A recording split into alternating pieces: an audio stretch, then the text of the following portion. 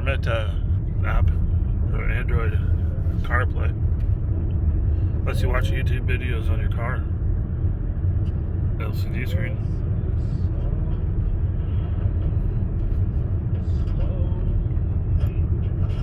Wow, it's coming down. I've never seen anything like this.